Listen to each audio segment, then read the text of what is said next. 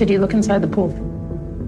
Didn't have to. By the time I came back around from the left side of the house, I came back around towards the front porch. He's standing there with her. She's soaking wet.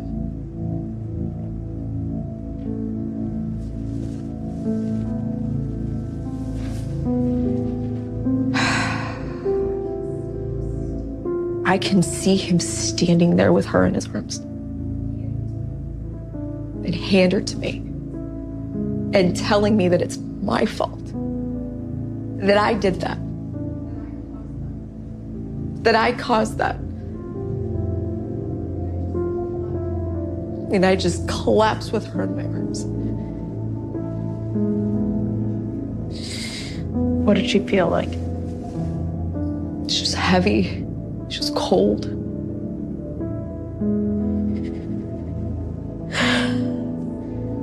As I'm sitting there with her on my lap, just hysterical. Just staring at her, not knowing what to do. He takes her from me and he immediately softens his tone and tells me it's gonna be okay.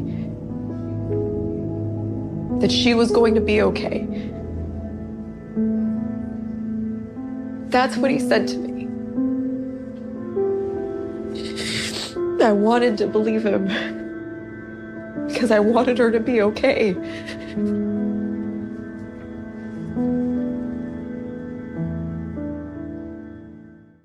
All right, Chase, what do you got?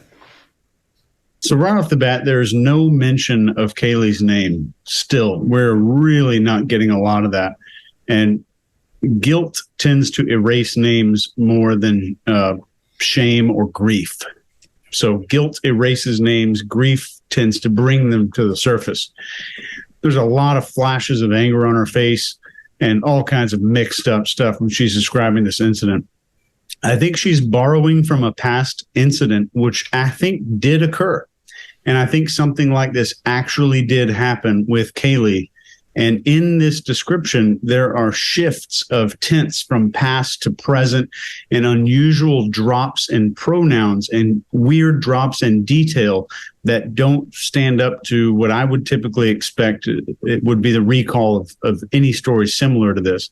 And this is not only the ones that I've spent probably 15,000 hours researching and engaging in, but the ones that are published in journals for testimony and recall. One of the ones that I'll stick in the comments down here if you want to read it was named by Dr. Raskin and Dr. Esplin. And this was a validity assessment and interview procedures. And they did a statistical analysis on this stuff. So I'll let you take a look at this. And when she says, I wanted to believe him because I wanted her to be okay, this is the most unusual, weird thing that I've heard. I wanted to believe him because I wanted her to be okay. I want you to think about the context that she's saying that in and why in the world this phrase would come out in this moment. I wanted to believe him. Who was in charge of this little girl? Mark, what do you got? Yeah, really interesting. So, I wanted to believe him, and I can see him standing there. She does a groom that I think is the groom that is often done before an attack. So she knows that this is her key attack point. There is, for me, a slip up in tense there, Chase, that I think you are highlighting. You know, I can see him standing there rather than I saw him standing there. Now, there's all kinds of reasons we can get tense change. And one of them can be that somebody's making it up. It can be one of the reasons. So, you know, keep that in mind. You know, if she had seen him standing there, she wouldn't now need to see him standing there. But there's other reasons why, as everybody's rightly said, those tense changes could be there. He's standing there with her. There is disagreement in the mouth there, I believe. Let's just look at the style of this and the style that she's performing in as well.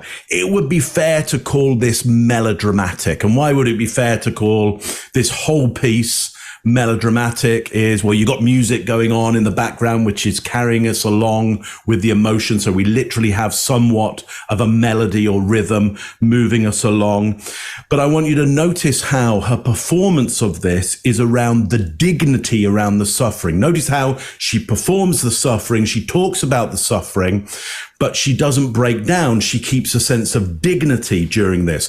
That's a traditional stylistic that you use in melodramatic performance, because the melodramatic performance comes from performing for the real victims of horrors. And the idea is look how somebody can still have dignity when awful stuff has happened to them. That's why the Victorian period had huge melodramas in it, because it was awful to be working class in the Victorian period. And the best you could do was go and watch somebody perform those horrors and have real dignity. And didn't she say right at the start of this that about pride and honor, that she wanted to have pride in this situation and for honor for this situation. And here she is, I believe, doing classic melodramatic performance in to give it pride and honor and dignity around this awful situation.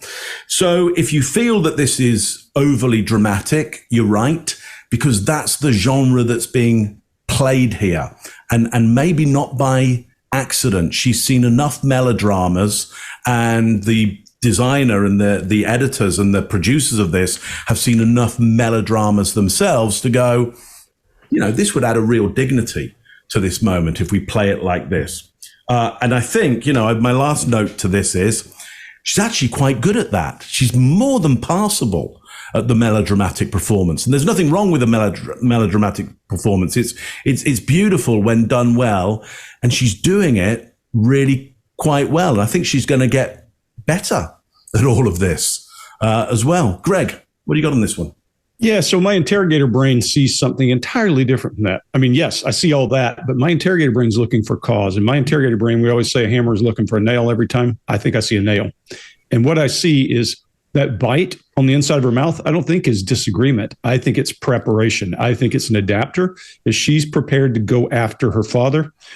And I'm going to go backward after I cover this part, but when she's doing what I call a chained elephant when she's talking about the story, which means it's very mild, but she's swaying side to side to adapt, to release some nervous energy.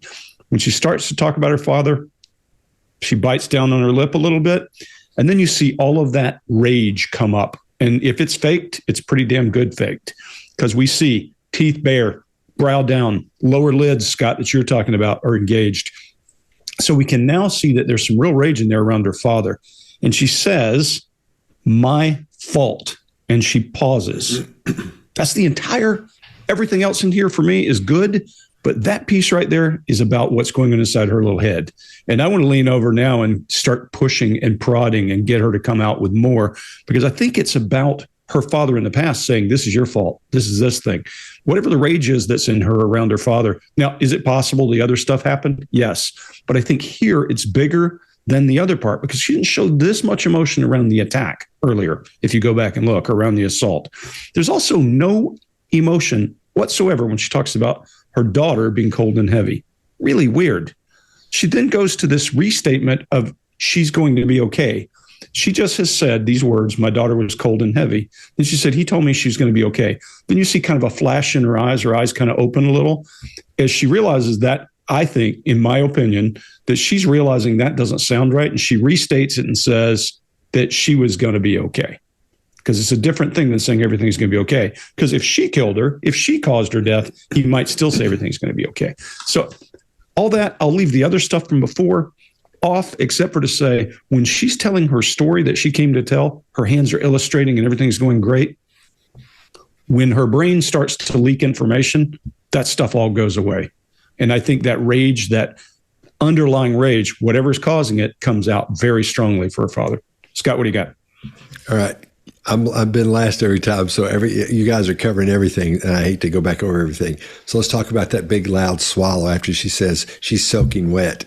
That was comical almost. It's such a cue of deception at that point, where she's, and I say deception because she's worried. She knows that's not true. She knows what's going on, and so it's like you say something, go, like that. That's exactly what it is.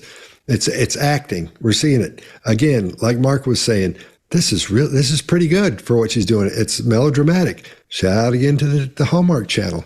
That's what that whole thing is, melodramatic in a good way. Because I'm not slamming them. I kind of like them. And then when again, we're seeing anger that isn't real. The expressions we're seeing aren't looking the way they should look. Nothing's locking up the way it should. Her illustrators are oddly on time, though. They're where they should be. That's another thing. That's another thing that makes me think this is all acting.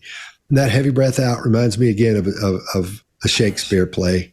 I hate to sound like Mark, but it's a high school kid and they're exasperated at the rehearsal because this sounds like, even though it's really good, it still sounds like a rehearsal to me as you go through it. And they sound exasperated as that big air thing comes out.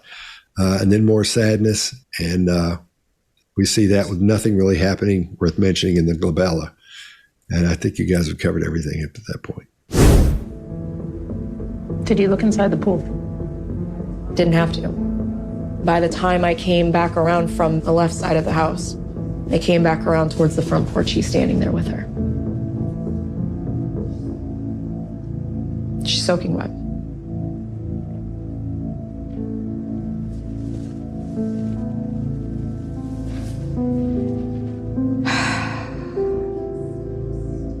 I can see him standing there with her in his arms and hand her to me and telling me that it's my fault, that I did that I caused that. And I just collapsed with her in my arms. What did she feel like? She was heavy. She was cold.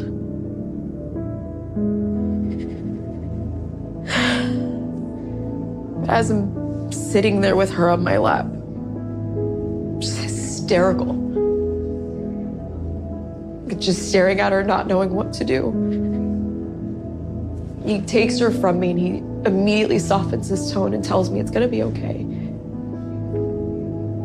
That she was going to be okay. That's what he said to me.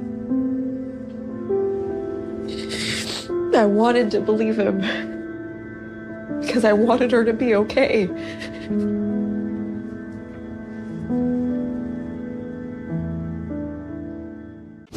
If you like this video, get the full body language breakdown and analysis on our main channel by clicking this video right here.